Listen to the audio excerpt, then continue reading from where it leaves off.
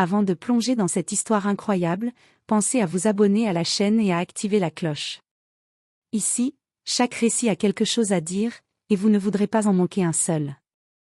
Clara Evans fixait la lettre avec un mélange de colère et de désespoir. Le sceau officiel du FBI semblait se moquer d'elle depuis la table de son appartement new-yorkais. Nous regrettons de vous informer que votre candidature n'a pas été retenue. Des années de sacrifice, de nuits blanches à étudier le droit, la criminologie et les affaires internationales, tout ça balayé en quelques mots. Mais Clara savait que ce n'était pas qu'une question de compétence. Non, elle avait vu les regards biaisés lors des entretiens, entendu les murmures sur son nom. Le rejet était politique, un obstacle posé par ceux qui craignaient son ambition et sa détermination. Plutôt que de se laisser écraser, elle transforma sa déception en une énergie nouvelle.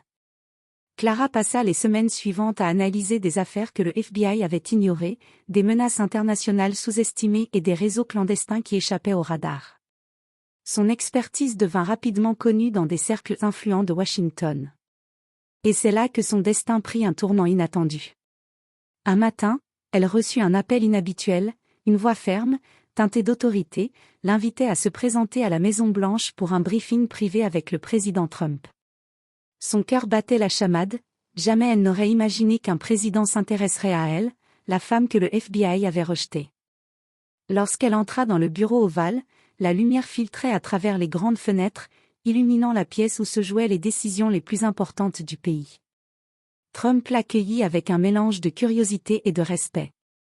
Après quelques instants d'échange sur ses recherches et ses analyses, il prononça les mots qui allaient bouleverser sa vie. « Clara, vous ne rejoindrez pas le FBI, vous allez travailler pour moi. » Ce moment marqua le début d'un voyage improbable.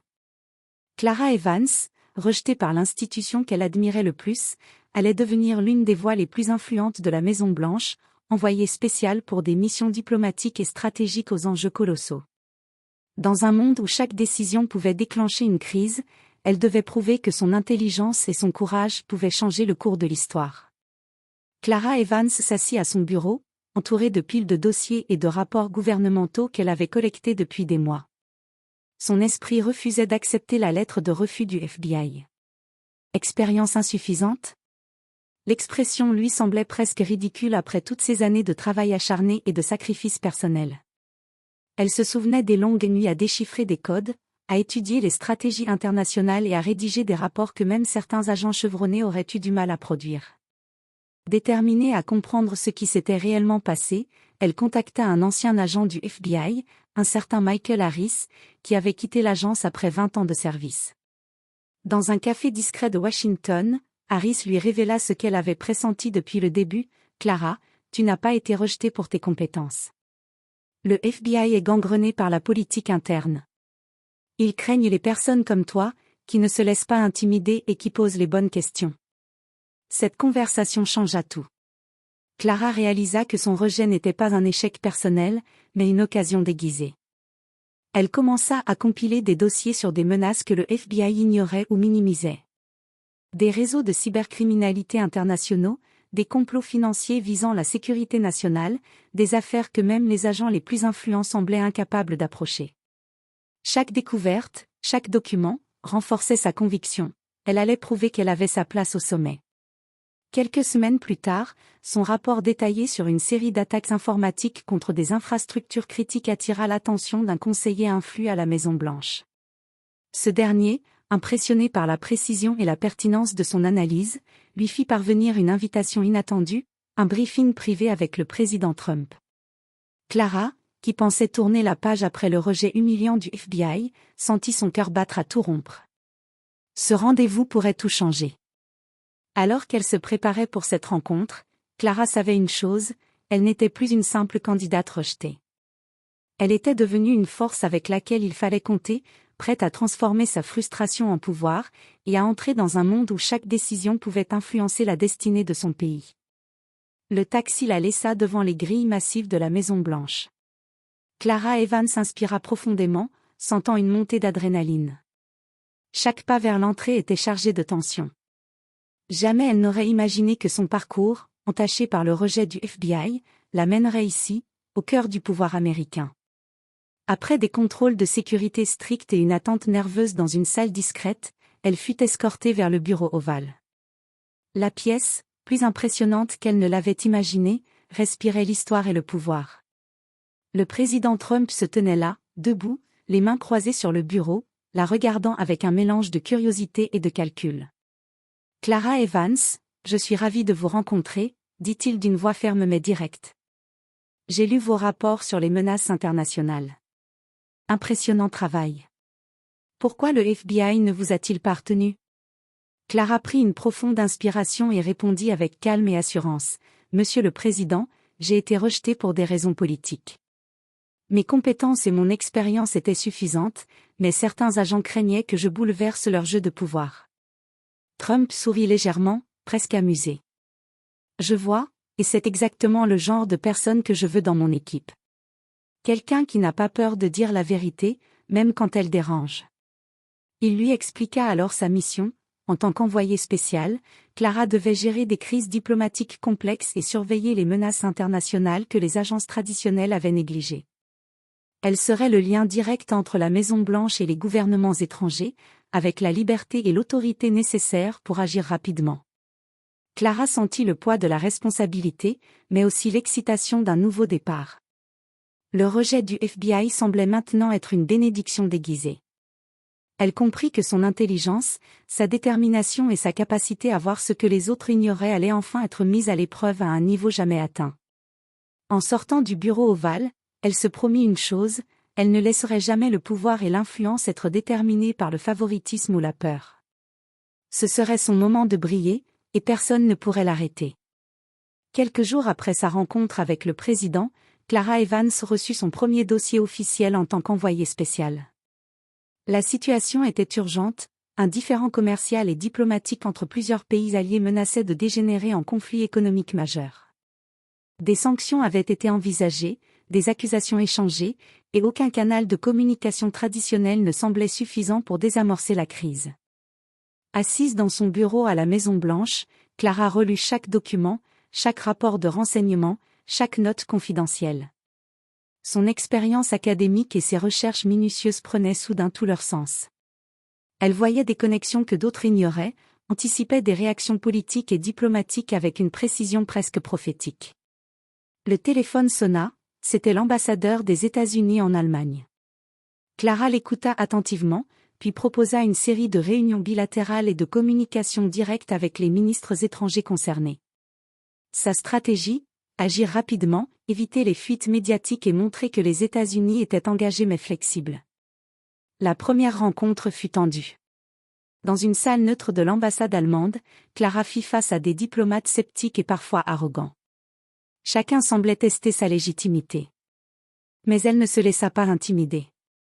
Avec calme et assurance, elle présenta des solutions concrètes, soulignant les bénéfices mutuels et les risques d'une escalade. Peu à peu, les visages se détendirent, et les discussions devinrent productives. Pendant ce temps, à Washington, le président Trump suivait chaque étape via des briefings confidentiels. Il fut impressionné par la capacité de Clara à transformer un conflit imminent en une discussion constructive. Ses compétences analytiques, sa diplomatie subtile et sa détermination à défendre les intérêts américains tout en recherchant la coopération internationale faisaient d'elle un atout inestimable. À la fin de la journée, alors qu'elle quittait l'ambassade, Clara réalisa que ce premier succès n'était que le début. Les enjeux étaient énormes, les ennemis potentiels nombreux, et chaque décision pourrait avoir des conséquences mondiales. Mais pour la première fois depuis son rejet par le FBI, elle se sentait pleinement à sa place.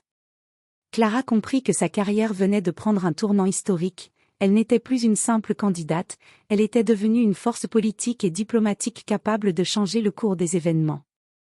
Le succès de Clara Evans lors de sa première mission diplomatique avait attiré l'attention, mais pas seulement des alliés. Certains hauts fonctionnaires, jaloux de son ascension rapide et méfiants face à son influence directe sur le président, commencèrent à orchestrer des campagnes pour discréditer son travail.